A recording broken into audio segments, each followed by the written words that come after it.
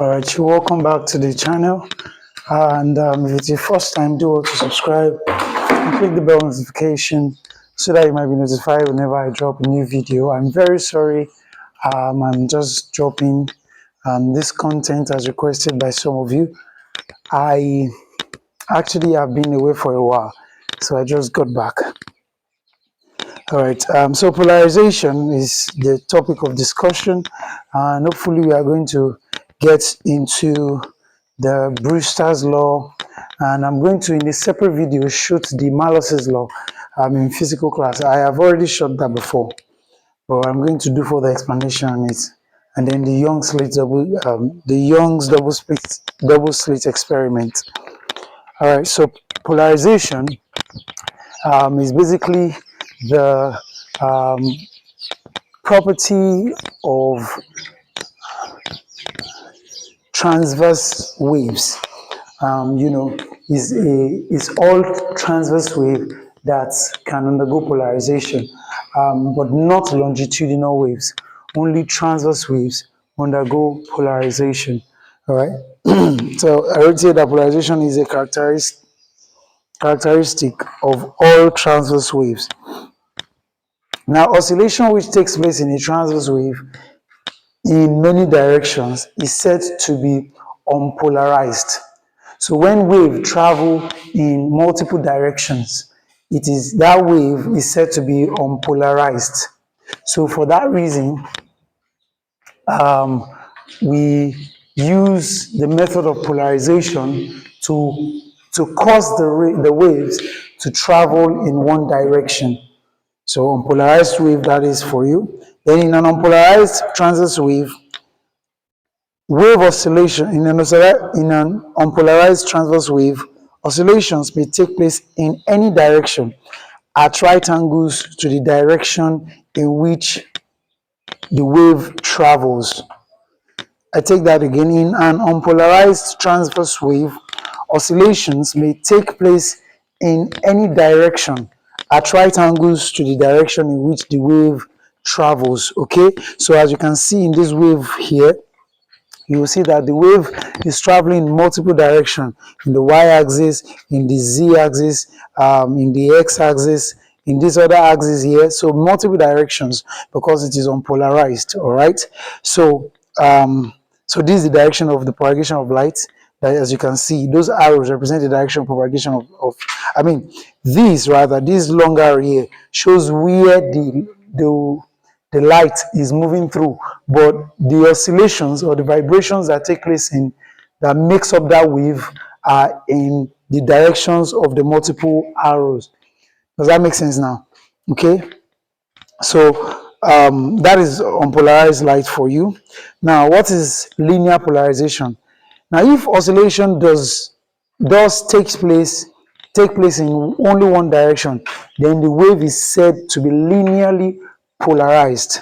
A wave is said to be linearly polarized if oscillation takes place in only one direction. So we say that wave is linearly polarized. So you can see here that a wave that was in multiple directions, that was traveling in multiple directions.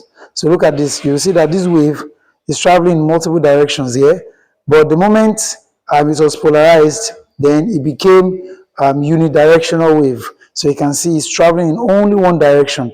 And what is that direction here? Is the direction is here. This is the direction of propagation, but this is the only direction in which the vibrations are happening.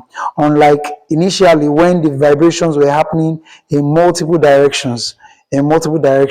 Okay, so the wave is being propagated in this direction, then the oscillations happening that is resulting in the wave is going in one direction.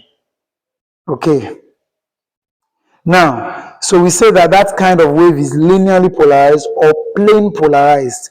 That is another word, plane polarized, that is to travel in one plane. Okay, in that direction. So the direction is not changed, only that the only direction that is changed is the direction of oscillation. That is only one direction of oscillation that we now have. Every other direction of oscillation will be absorbed using what we call a Polaroid. So a Polaroid is used to polarize transverse waves. Now, polarization of electromagnetic wave. Any electromagnetic wave consists of an electric field component and a magnetic field component. So as you can see here, this one represented in the lines there are the electric field, or we should call them the electric field. Then the one in this direction, the magnetic field. The magnetic field, that is this guys in blue, magnetic field. So these magnetic field are traveling in the y-axis. Then the other one, the electric field, is traveling in the x-axis, z-axis rather. Then the whole wave is moving in this direction, that is the x direction. So we have one traveling in up and down direction, that's y-axis. Then one traveling into the screen of my phone and out of the screen of my phone, that is the y-axis. So that's going to be the electric field. Then the one traveling up and down will be the magnetic field component. Okay? So the electric field component is used to define the plane of polarization because many common electromagnetic wave detectors respond to the electric forces on electron in materials, not the magnetic force. So the electric field component rather, is used to define the plane of polarization because many common electromagnetic detectors actually respond to the electric force on the electrons. That is, the electric force affects the electron that are in materials than the magnetic force. Okay, so that is why when we are defining polarization, we define the plane of polarization rather, we define it in the terms of the electric field, or electric field component, electric field vector. Okay. Now, polarization by selective absorption. Polarization of light by selective absorption is analogous to that shown in these diagrams. So, for example, now look at that first diagram here. You're going to see that there's an open slit here, okay? And that open slit is permissive to the wave that is traveling in that direction, which is parallel to the plane of its open slit. Now, this analogy is called the picket fence analogy. Now, in the picket fence, what we have is just, in picket fences, we have woods arranged in this direction, for example, and, bound together in this with another transverse wood. So these spaces here are open spaces. These spaces here, those are the spaces through which the light is going to pass. So it's going to permit only light that is parallel to this direction. So for my analogy here that I just drew now, is going to be wave that is traveling from outside of my screen into my screen. So such wave will be parallel to the plane of this fence, of this picket fence. So, and because of that, it's going to permit that light to pass through. Okay, unlike here. So the picket fence here, they are in the same direction. So when the pickets of both fences are aligned in the vertical direction, the vertical vibration will make it through both of the fences. Okay, so this vibration is parallel to the plane of the pickets. So because of that, is making through it, is able to pass through it. But when the pickets of the second fence is horizontal, the pickets are made to be horizontal, as you can see here. Now, vertical vibrations that make it through the picket fence, through the first picket fence, will be blocked here because the direction of vibration is different from the direction, the plane of the pickets. So they were coming from a picket that was in the y-axis, and now the second fence has been aligned to be in the x-axis, for example. So the waves that were coming in that direction, from this direction, will be absorbed. Do you understand? So the polarization of light by selective absorption is analogous to the one that is shown in picket fence analogy. I hope that is clear to us. Now, a Polaroid is a material that filters or transmits about 80% or more of the intensity of wave that is polarized parallel to a certain axis in the material. That axis is called the polarizing axis. Yes, that's what I was going to also say.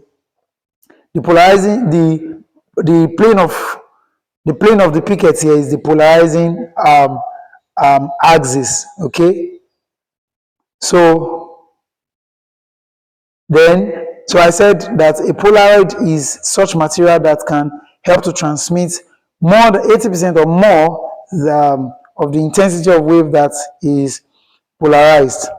Okay, now it is always polarized. Remember that it is always polarized parallel to the axis of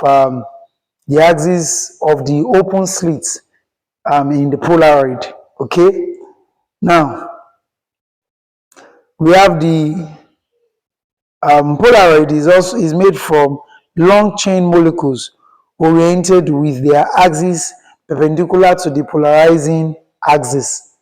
Okay, so the molecules that a Polaroid is made of. So, for example, if I were to draw a crystal Polaroid here now, it's going to look something like this.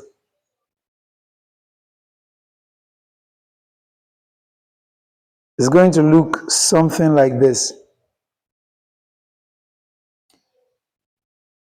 So this is like the 3D view. So this slit here, this space here that is within it, this space is going to be the space where wave can pass through. So wave that is moving parallel to that direction is going to be seen coming out of the Polaroid in that direction. Is it clear? But the molecules of this material are oriented in a direction that is perpendicular. So direction that is perpendicular to this will be into the board and out of the board, into the board and out of the board. Okay, so what that means is that any wave that is traveling into the board and out of the board is going to be absorbed by the body of this Polaroid and will not be permissive to it to pass through this open space here. And when that happens, then we say that this wave has been polarized. So I said Polaroid is made from a long chain molecule that is oriented with its axis perpendicular to the polarizing axis. Now the molecule preferentially absorb light that is polarized along their length. Okay, so look at this guy, look at the polarizing axis. So this open spaces there, like that looks like the pickets of the fence, are the polarizing axis. And so because of that, only this wave here is going to make it through, as you can see on the other opposite side of the screen of the Polaroid. So this guy is the Polaroid, the wave traveling in these directions, this direction, in the direction marked by blue here, is going to be absorbed because the molecules of this Polaroid are designed such that they are oriented in their own direction, in the direction parallel to this guy. So they will absorb this blue oscillation. They will absorb it and allow only the red to pass through, as you can see in the opposite side here. Okay. Now, let's give some explanation to the molecular at the molecular level of the Polaroid. How polarization happens at the molecular level. So it's basically premised upon vibrations. Okay. Now, an electric field that oscillates parallel to the long molecules can set electrons into motion. That is, electric field that is oscillating in a direction that is parallel to the molecules of the Polaroid will set the electrons there in motion. That is the electrons along the molecule, the chain of the molecule. As you can see, like they are ribbon like here. Okay. Now, the enters doing work on them and transferring energy. So because of that, it is transferring energy to the electrons, and when it's transferring energy to the electron, that is the term we mean when we say it is absorbed. That's what we mean when we say it is absorbed. It will transfer its energy to the molecules of the Polaroid that are oriented parallel to the axis of the oscillation from the E field. Okay.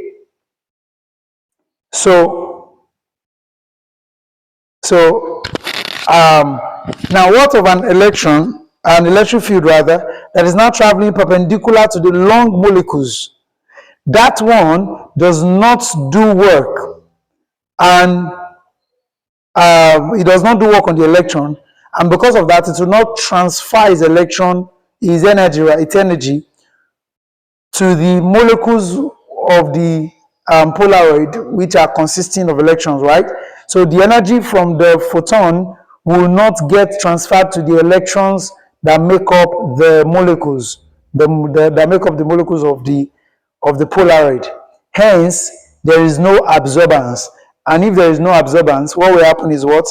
Total transmission. So transitivity is going to be maximum. Why? Because this guy is traveling in a direction that is perpendicular to the plane of the arrangement of the molecules that make up the Polaroid. Okay, so because of that, the electrons in the molecules don't get to absorb the energy of the photon of light. They transmit it instead. All right. Now, when we speak of the axis of a Polaroid, we mean the direction which E is passed.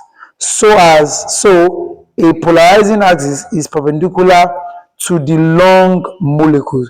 So don't forget that, and don't mistake that for the other. If you didn't get it, you can rewind the video. The polarizing axis is perpendicular. So if this is the polarizing axis here, then this polarizing axis is going to be perpendicular to the molecules that make up. If this was my Polaroid, let's call this my Polaroid. Okay, this is my Polaroid. So the molecules that make up this Polaroid are going to be arranged in this direction. So in the direction that is perpendicular. Do you now get it? So that when a wave is traveling in this direction, and that is up and down, let me draw that again. When a wave is traveling in this direction, it's going to make it through and come out through the outside portion. But a wave that is going in this direction will get absorbed. Why? Because it is traveling in a direction that is parallel to the long molecules of the Polaroid. So it will get absorbed. While this one, the one that I now draw in blue, is going to make it out because it's traveling perpendicular to the long molecules. So don't forget that the polarizing axis is perpendicular to the long molecules. Now let's talk about the intensity of the light that is transmitted through a polarizer. We are going to talk more about this in the Malos's law. I've already done justice to that, but I will still release another video on it. Now, an ideal polarizer passes 100% of the incident light. So there is 100% polarization of plane polarization of the incident light for an ideal polarizer. So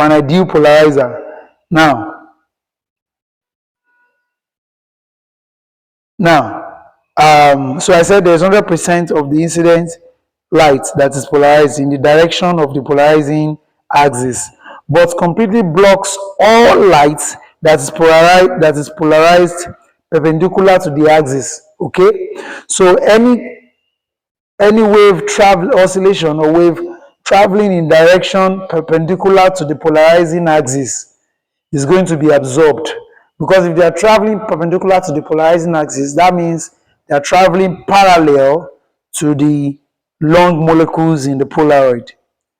So an ideal Polaroid or polarizer is going to allow 100%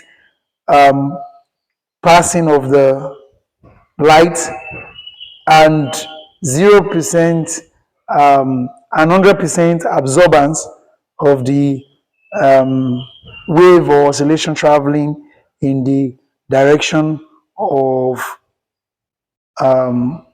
the parallel to the long molecules that make up the polarizer. Now, when an unpolarized light is incident on an ideal polarizer, the intensity of the transmitted light is exactly half that of the incident unpolarized light, no matter how the polarizing axis is oriented. How that makes sense? That unpolarized light, if an unpolarized light is incident on an ideal, now this is an ideal polarizer. Remember, ideal polarizer is the one that allows 100% transmittance of the light, right? Okay, so now if light is incident on such a polarizer, such ideal polarizer, the intensity of the light that will be transmitted is exactly half of the incident unpolarized light. And that makes sense. That's why we normally represent them in this direction, this and this. So 50% will be absorbed, which is this direction, 50% will be transmitted, no matter how the polarizing axis is oriented. So it never permits more than half of it to go. Okay, that is in terms, not in terms of transmittance, but in terms of how much of the wave make it out. Okay, now the intensity of light transmitted through a polarizer. So this is a little bit about the Malus's law, but it's not discussed in full detail here as Malus's law. Okay, so if a beam of plane polarized light strikes a polarizer whose axis is at an angle theta to the incident polarization direction, the beam will emerge plane polarized parallel to the polarizing axis, and its amplitude will be reduced by cos theta. I've explained this using in the Malus's law. So what that is saying is simply that if a beam of light were to be coming in a certain direction, unpolarized light now, unpolarized beam of light. Now, if the slits, if the polarizer were oriented in a particular angle to a particular angle theta, for example, so this is going to be the angle in which the polarizer is oriented, and let this be the direction of the traveling wave that is to be polarized. Every other wave is absorbed. So this red line represents the direction of wave that is being polarized or allowed to pass through, while the one in blue is the direction in which the polarizer is oriented. Okay? Now what happens is that this wave that is supposed to be transmitted will be transmitted at an angle, at a particular angle theta. So because of that, the amplitude of the wave will reduce by cos theta. The amplitude of the wave will reduce by cos theta. What that means is that if total transmitters will give an amplitude E, or let's call that maximum transmittance, E naught, that is amplitude, maximum amplitude or maximum intensity is E naught, then amplitude after transmittance, because of the orientation of the polarizer, is going to be E cosine of theta. What that means, why is it cosine? I've explained that in other mechanics before. where I said because you'll be closing, because it will look like you are closing the angle. If you want to, you'll be resolving the amplitude in this direction, which means you are closing the angle. So if you are closing the angle, it will be, you are using cos theta. So E naught will be equal to the amplitude of the wave will be equal to E naught rather. I'm sorry, not E, sorry. E will be equal to E naught, which is E naught is maximum. So this is wrong. E naught is maximum, E naught cos theta. E naught cos theta. This will be the amplitude of the wave that is polarized, maximum amplitude of the normal wave that is to be polarized, then cos theta. Okay. So this is the incidence beam of the amplitude, and you can see the vertical polarity. The polarity is vertical, but the wave to be polarized is in this direction. Okay, so I put it, this is the alternate version of what I just said. Okay, that is the wave, the polarity is in this direction, wave to be polarized is this direction. So because the wave is traveling in the direction at an angle theta to the polaroid, then the intensity, the transmitted wave, is going to have amplitude E equal to E naught, which is the E naught is the amplitude of the wave that was coming. Okay, then cos theta. I hope that is clear. So a polaroid passes only the component of polarization that is parallel to its axis. A polaroid will pass only that component of polarization that is parallel to the axis. Don't forget that. Okay, that is parallel to the opening in the polaroid. Okay, the space where the light will go out through. That's how to look at it. Is that clear? Now, as the intensity of light beam is proportional to the square of amplitude, remember the relationship between amplitude in wave. I'm using wave notation now. In wave notation, we use A to represent amplitude. Okay, so remember that the relationship between amplitude and intensity is proportional to the square. The intensity rather is proportional to this intensity. The square of, let me write that again. The intensity is directly proportional to the square of amplitude.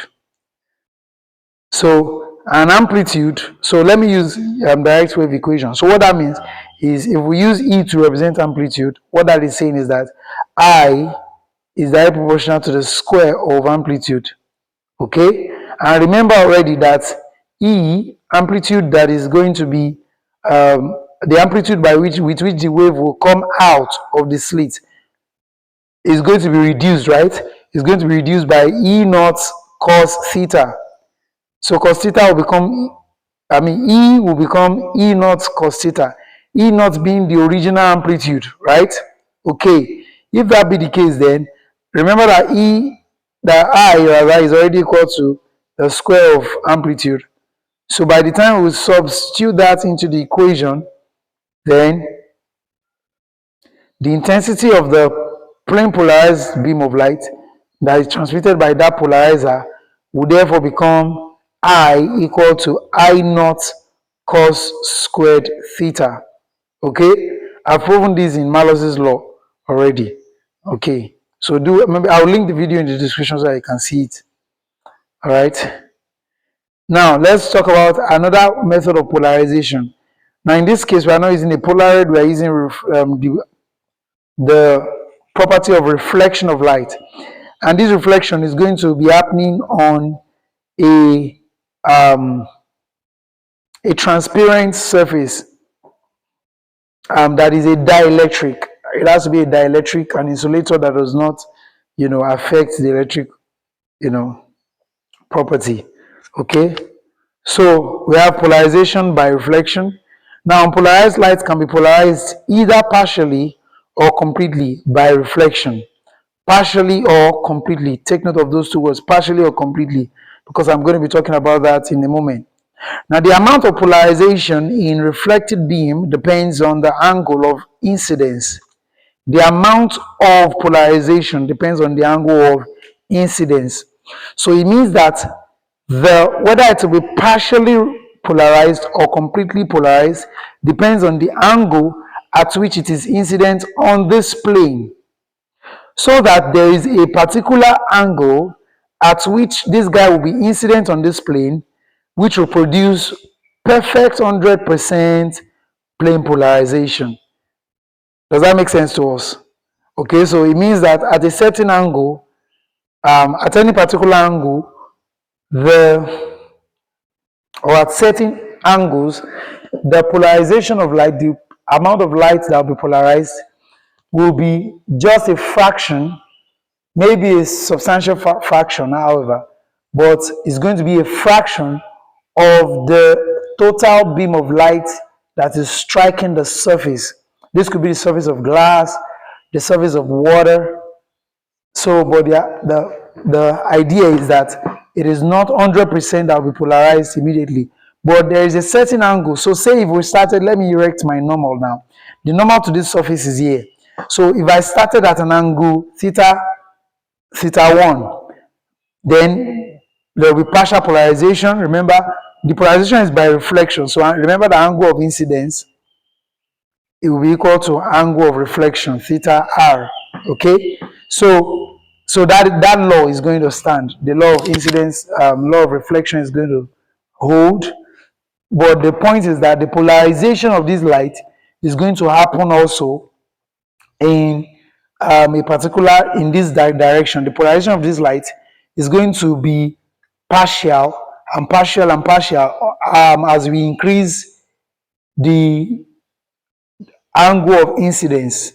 So Brewster's law now says that there's going to be an angle at which we will increase this angle of incidence. Let's call that this angle here. Let's say that this angle is the angle where we get the 100% transmittance here, 100% rather polarization here, 100% polarization here. So this angle here is going to be called the Brewster's angle of polarization. So we'll call that I angle of incidence, or theta B. That will be our Brewster's angle. This angle here, Brewster's angle. The Brewster's angle is the angle of incidence that produces 100% polarization by reflection. I hope that is clear to us. You can write that down. I repeat, the Brewster's angle is the angle of incidence that produces 100% polarization angle, 100% polarization by reflection. Okay. Now, also note that some of these rays are going to be refracted because we have said that this is a transparent surface like glass or water. Okay, but I'm going to get to that when we get to the Brewster's angle. So reflection, I wrote here that reflection of light off a non-metallic surface results in some degree of polarization parallel to the surface. Okay, yes, that's another thing. You remember that the light ray is going to be traveling in these two directions, here and here. Okay, so remember that this, now you will see from this diagram that this one that I mark in red is parallel to the surface, is parallel to the surface. Okay, so while this one is perpendicular to the surface, this is perpendicular to the surface, this one is parallel to the surface. So you will see that emanating out here is the one that is parallel to the surface, parallel to the surface. Okay, so and why that is happening is that the polarization is done on the beam of light that is parallel to the surface. Okay, so but it's not perfect, such that it is maybe just 80% or less than that that is allowed to, that is polarized by reflection here. Okay, all right, now let's get to the Brewster's law. Good, let's get to the Brewster's law. Now, it is found that experimentally, when reflected ray is perpendicular to the refracted ray, when the reflected ray is perpendicular to the refracted ray, the reflected light will be completely plane polarized. Let me explain that in context. Now, you know that when you incident, these are our incident ray. By the time it touches this plane, these are plane of the interface between, let's call this air, let's call this glass, for example, or water. Let's use glass. So when the incident ray strikes the soft interface, it's going to be reflected in this angle. So, but we said that reflection is, and we said that reflection is going to be polarized, and that polarization will keep increasing in its perfection as we increase the angle of incidence a little bit. We keep increasing and increasing and increasing until we get to this particular angle here. At that angle, where this angle of reflection is perfectly polarized, it is at that same angle that, you know that it will be refracted here also, right? It is at that same angle here that we will get, it is at that same angle that we will get a 90 degrees 90 degrees between the reflected ray and the refracted ray. They are going to make 90 degrees to each other. Okay? So this is N1, this is N2. What that is just saying is the interfaces, the two interface. Okay? All right. So by mathematically, let's bring out, let's introduce mathematics. Let me see if I put that. Okay, here I put that here. So let me just derive it for you.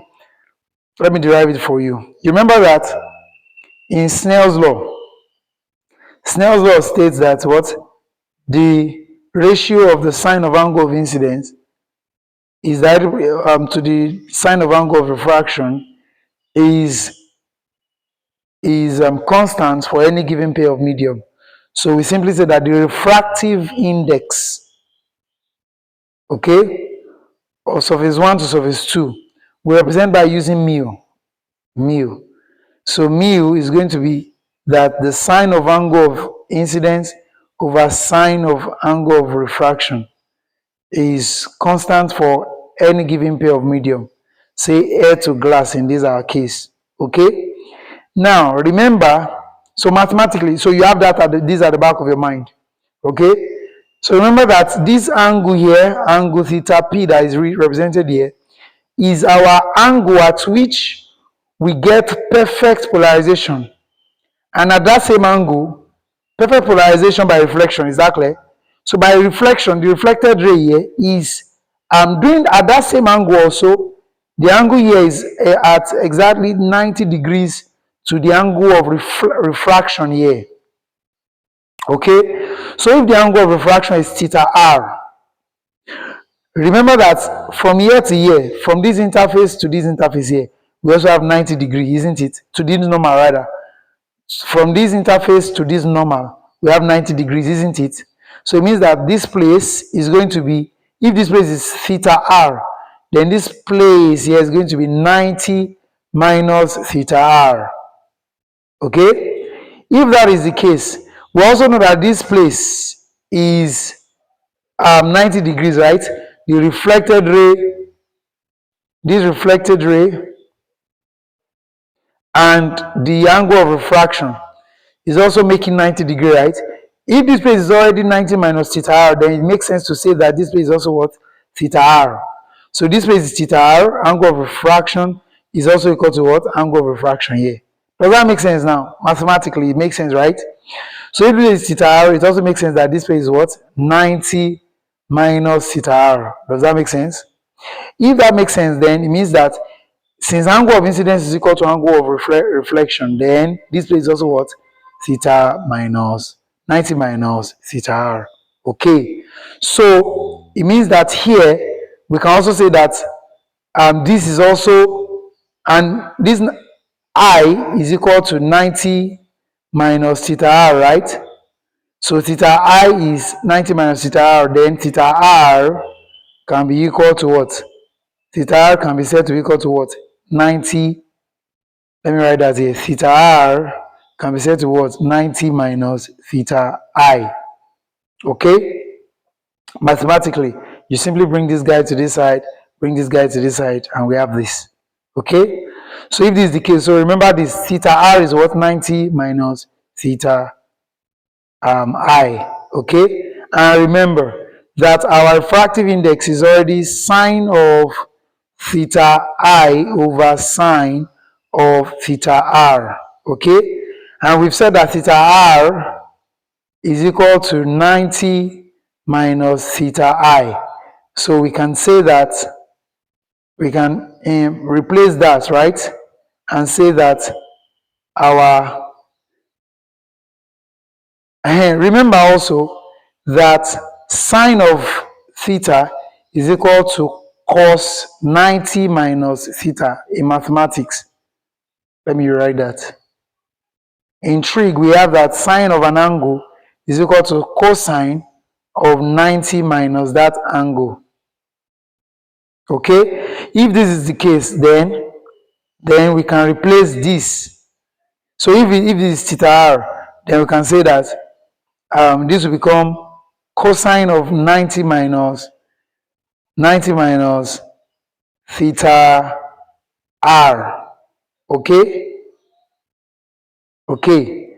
And if this is the case, we can also say that sine of theta r is the same as cosine of theta I.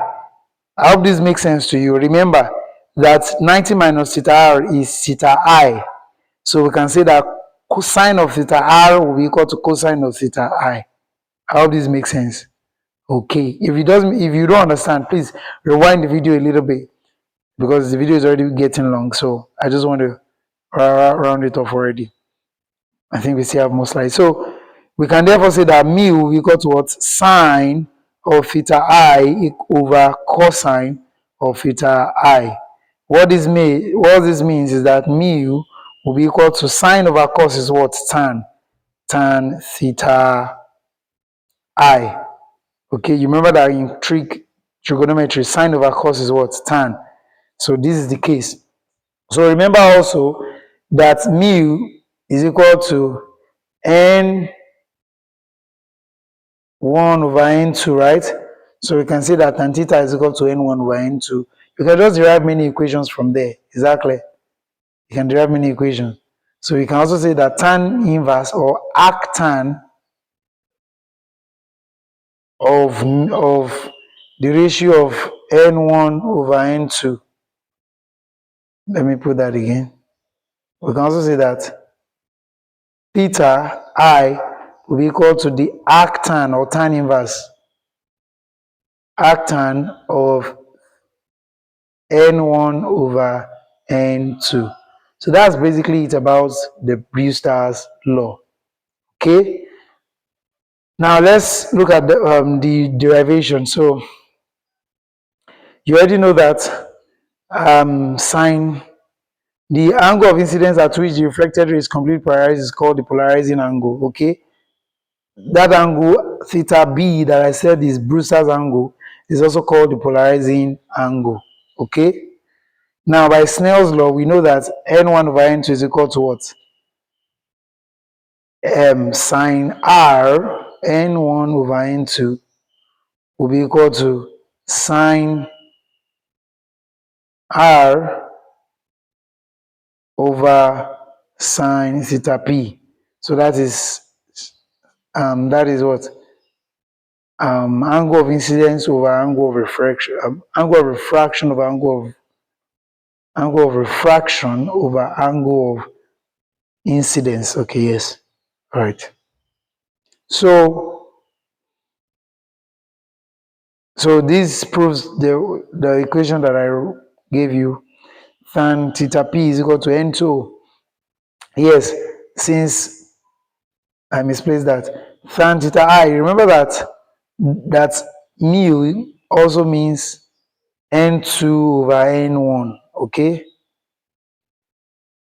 I like interchanged it. That was right. I interchanged it because you can put. You see, where I am putting the equation in terms of the angle of incidence. You can also replace the equation. You can put the equation in terms of angle of refraction. That would be arctan. Do you understand? That was what I was trying to say there. So the equation is such that tan theta I is equal to n2 over n1. That's another equation. Now, another method of polarization is polarization by scattering. Now, when a light wave passes through a gas, it will be absorbed and then re-radiated in various directions. The process is known as scattering. The process is known as what? Scattering. So the molecules that make up, you can see here, the molecules that make up this guy are going to absorb these waves. Is that clear? The molecule that make up this, the molecule of gas is here. They are in such a direction that they will absorb this guy in y-axis and permit only the guy in the z-axis to pass through. So you are going to see that guy being polarized in this direction. Do you understand now? Okay, so light scattered at right angles is plane polarized because they are at right angle here. You see that, but the one in this y-axis is absorbed.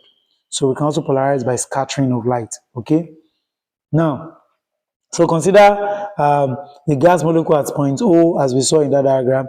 The electric field in the beam of light sets the electric field charges in motion in the molecule into vibration. So because of that, they get absorbed.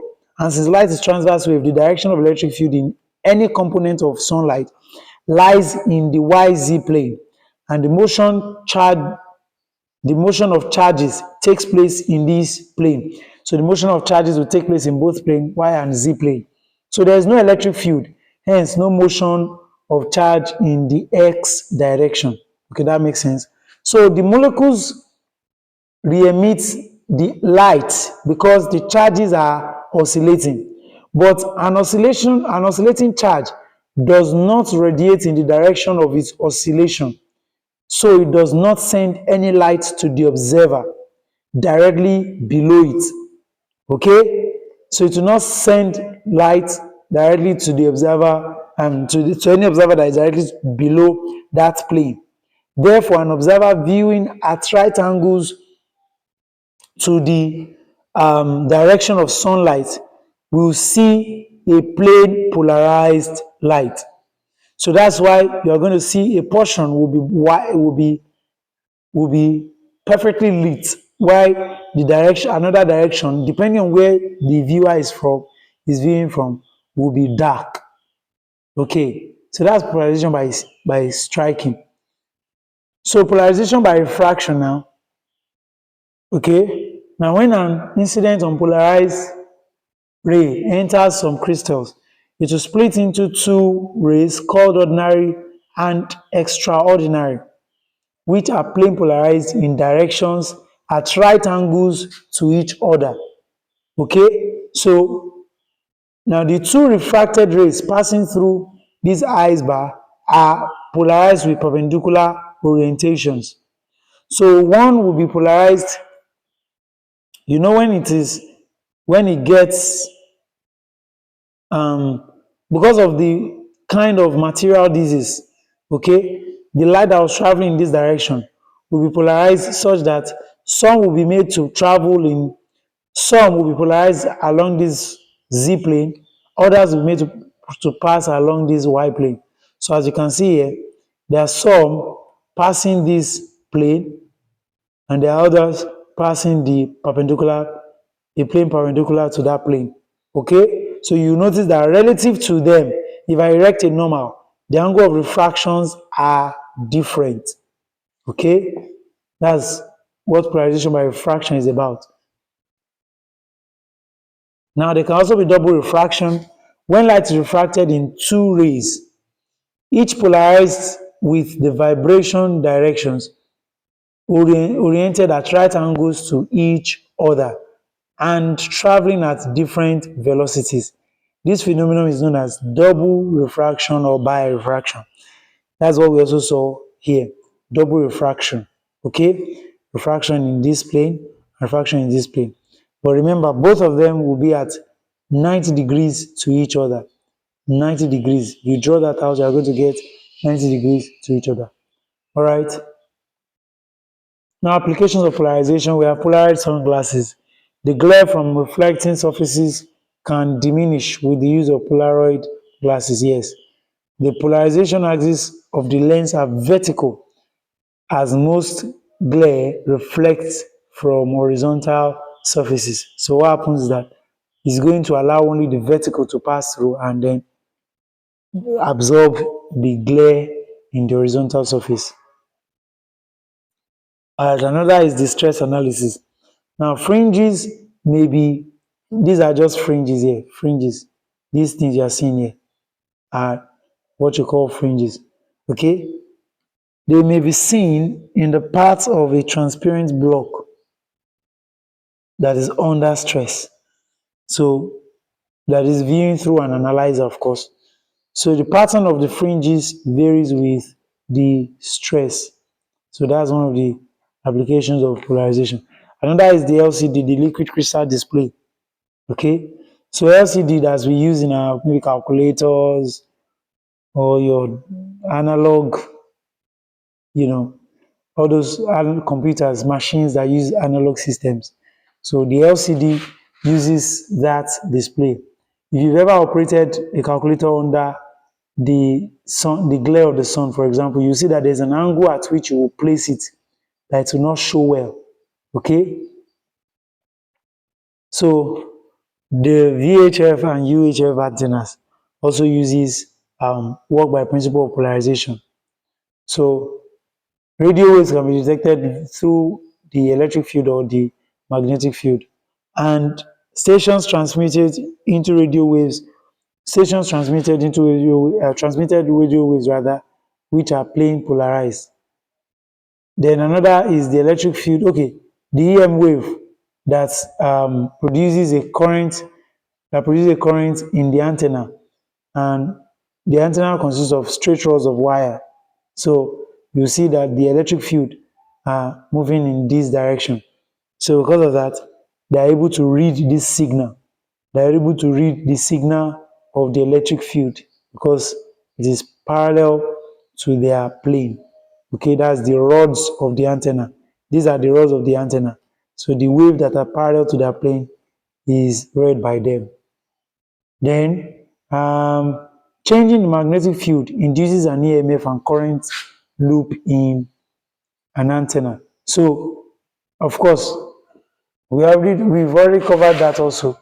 So the magnetic field, if you change the magnetic field, is going to cause an induction in current. So because of that, when an induction of current, right, that current will be induced on the wires or the receivers that make up the antenna.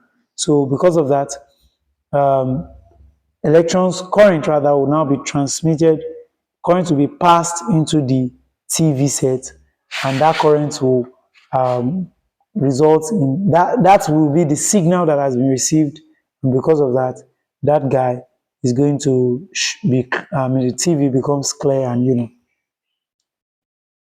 So the blue sky is also, the blue color of the sky is caused by scattering of light of the, I've explained this before when we were dealing with dispersion of light. So the blue sky is caused by scattering of sunlight off the molecules of the atmosphere. So this scattering, called Rayleigh scattering, is more effective at short wavelengths. Exactly. So it is not just because the water that fills the atmosphere, that fills the earth, that is 70% of the earth. It's actually because the color of the light is scattered, and the blue wavelength of the light, the wavelength of the blue light Go and bring your water, please. So you already, if you remember this, Roy, let me change the color.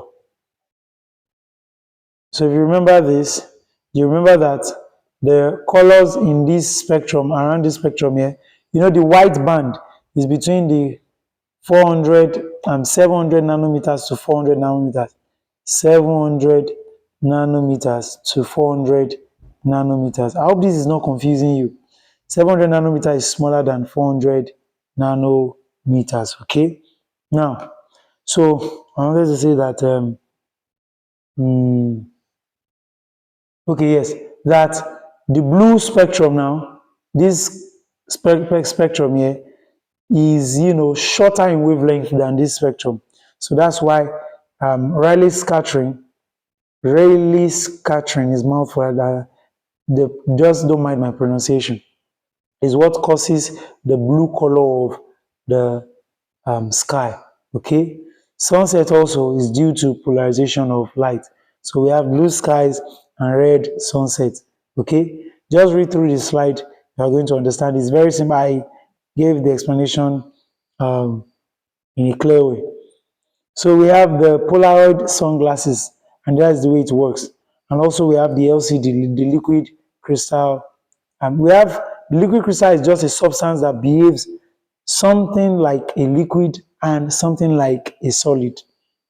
Okay, that's why it's called liquid crystal display, LCD, liquid display. So we call it liquid crystal because it behaves sometimes like something like a liquid and something like solid. The shape of its molecule are long and thin. Okay, that's why it's able to act as a Polaroid. Okay. Now the properties of the LCD, their orientation can be aligned with one another in regular pattern. So you can see that in this former slide. You see, they are aligned in regular patterns. Okay, in regular patterns. Now, the particular sort of liquid crystal, a particular type of liquid crystal rather, is the twisted pneumatics. The twisted pneumatic is naturally twisted and it applies electric current. And when you apply electric current rather to these liquid crystals, it will untwist them to varying degrees and depending on the current voltage. Okay, so the twisted pneumatics, for example, they can rotate plane of oscillation of the of the polarized light passing through them. So light passes through the cell with its plane of polarization turned through 90 degrees. Okay, so this is the twisted pneumatics. So, and you have light, so you also know that the light cannot pass through